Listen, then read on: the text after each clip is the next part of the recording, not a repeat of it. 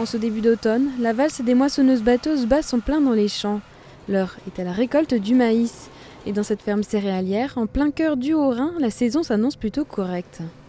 On va récolter le maïs qu'on a semé au printemps, qu'on a irrigué et entretenu toute l'année. Donc là, ça se présente assez bien. Ce ne sera pas une année record, mais c'est une année, disons, correcte. On a eu un peu de froid au printemps, donc on a perdu des pieds au printemps. Après, on a eu une grosse canicule, on a eu un peu de mal à suivre avec les irrigations. Et on a eu un mois d'août pluvieux qui nous a un peu rattrapé la donne. Dans les années 70, avec l'arrivée de l'irrigation, le maïs a connu un essor important.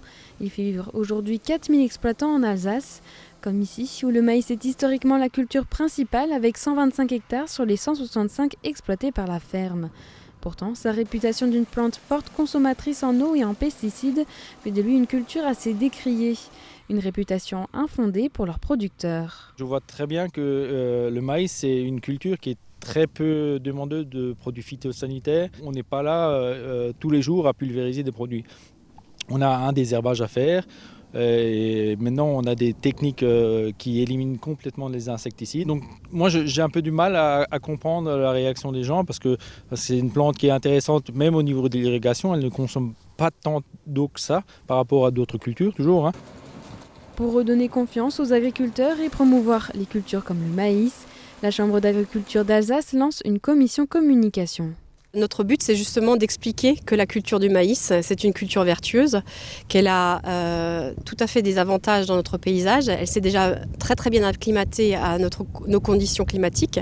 C'est une plante tropicale donc qui a besoin d'eau et de chaleur. Et en Alsace, on a de l'eau et on a de la chaleur.